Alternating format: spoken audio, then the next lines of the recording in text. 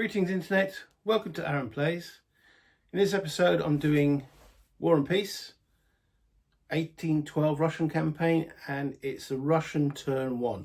Originally I was going to try and do one episode which would have the complete game turn. It took longer than I thought, so I decided to split it. Same as I did with Anzio. One episode was the Allied turn, one episode was the German turn. I'm going to do the same with this. One episode will be the French turn and one episode will be the Russian. We had initial skirmishes on the border with the French move. Losses on both sides were quite heavy, but we're now just about to start the Russian turn. So let's go down to the board and have a look what's going on.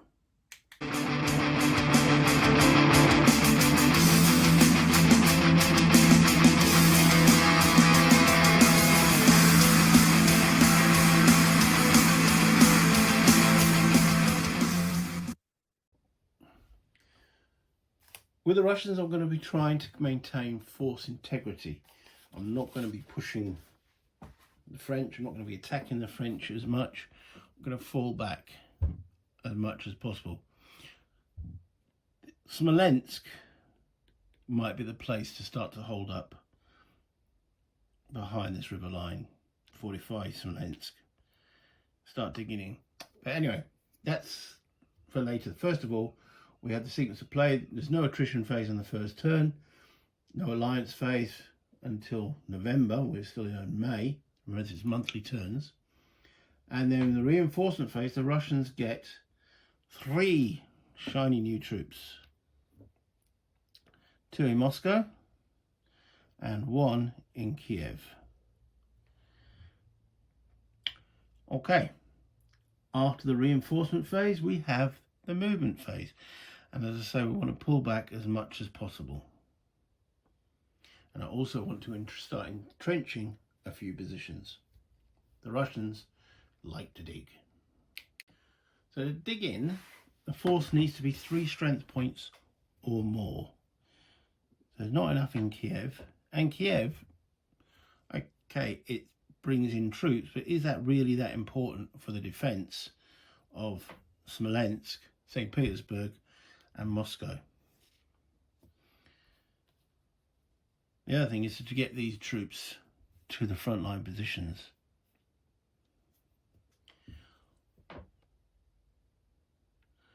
Okay, so we're going to start with Bagration. His force currently is 5 infantry, 2 normal regular cavalry, and 2 Cossack cavalry.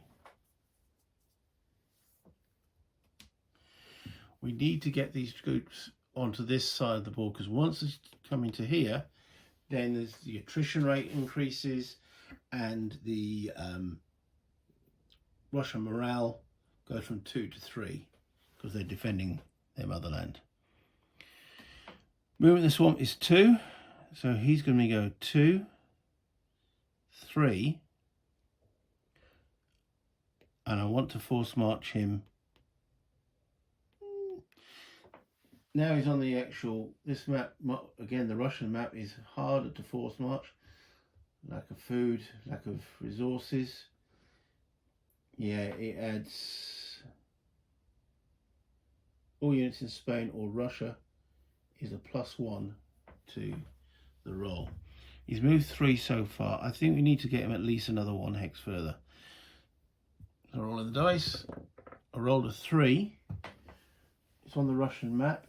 Is 4. Yeah, that's fine. He gets his 1 hex further, so he gets to there. Remembering that infantry can't move around, so this guy can't move at present. A leader must be brought for him. Now to Morozov, this chap, how many men has he got? Oh, so small the names. I've got a magnifying glass somewhere. I'm sitting here struggling. Okay, so Morozov has got 5, 6, 7 infantry and 2 cavalry at the present moment. So he's going to fall back 1, 2, 3 and pick up that guy that's in Minsk. he doesn't need to go any further. Now he couldn't pick him up and then move on, because the only troops you can move are the ones you start stacked with, infantry wise. Then we've got Dokturov.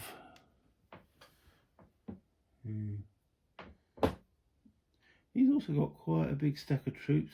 2, 3, 4 infantry, 2 Cossacks and a normal cavalry. 1, 2. He's going to drop some of those chaps off with Brigation. 5. Yeah.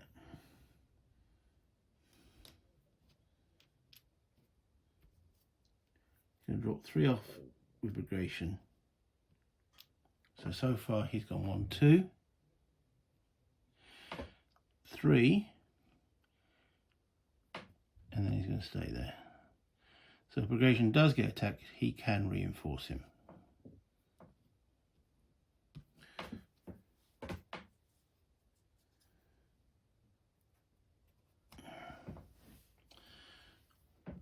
Okay, Barclay de Tolly and Constantine. Barclay's got 3 infantry. Do we need to make a rearguard action? No. So he's going to go 1, 2, 3. Force march 1 hex. He rolls a 2, that's fine. Picks up that infantry there.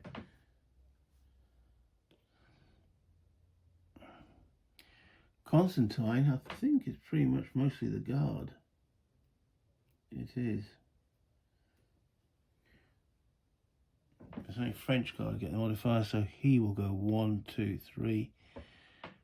And you know what? He's not going to go and force march. Who's this chap? Bene Gesserit.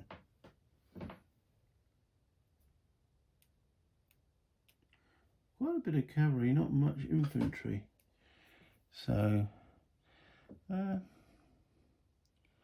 alright, he's going to go 1, 2, 3 and force march on with the infantry onto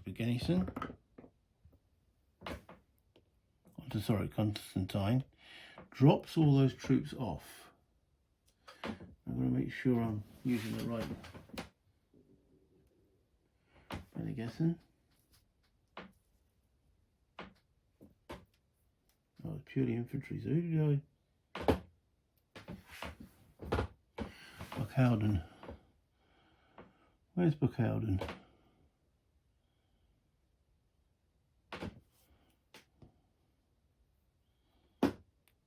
Okay. The names are so small on this display here. The names are so small. I know it's representing the counter that's on the map board, but yeah, they could have made those a little bit bigger, especially for, you know, again, most of these games were made in the 80s when most of those games were quite young and our eyesight was good. But now, whew, okay.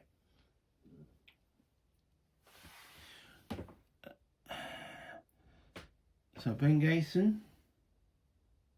drops his 3 infantry off with Constantine. And he's moved 4 so far. And he will actually carry on 5, 6, 7, 8, 9, 10. To go and pick up some additional units.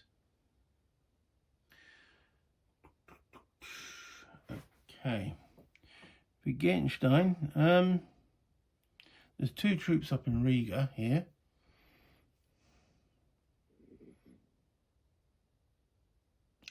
We say we're not sure which route the French are going at the present moment, so we've got to keep that, and I think that might be worth. So Wittgenstein has got how many? He's got 2, 3. He's got 4 infantry. I think we're going to fall back on Riga with him. 1, 2, 3, and then 1 hex to get into Riga. He rolls a 4, which the force march table is adding 1 because it's right on the board there. It's in Russia. A 5. He still gets his 1 hex. So those 2 infantry join Vingatenstein, and he moves in there. And that just leaves little old A here, Commander A, who took the initial brunt. He's got 2 infantry and a cavalry.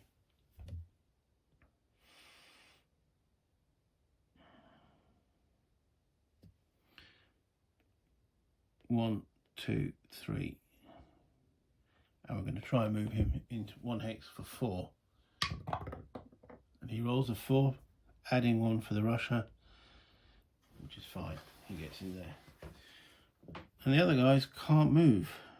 So I'll just turn those so everyone's facing the same way. So without battles, it's quite quick.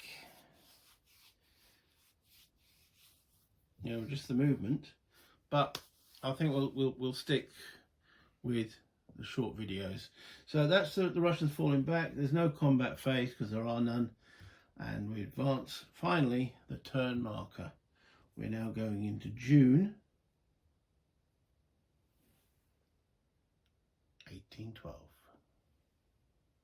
Let's bring it back up to me.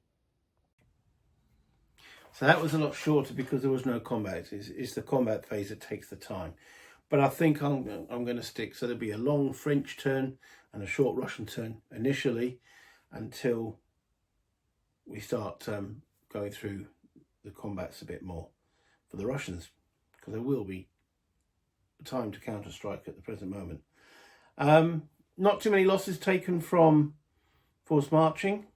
I think there was only 1 Frenchie, but as we move further into the Russian board, that will increase for the French, and the Russians will also have to suffer the attrition losses. They're not the French. They can't forage off the land like the French can.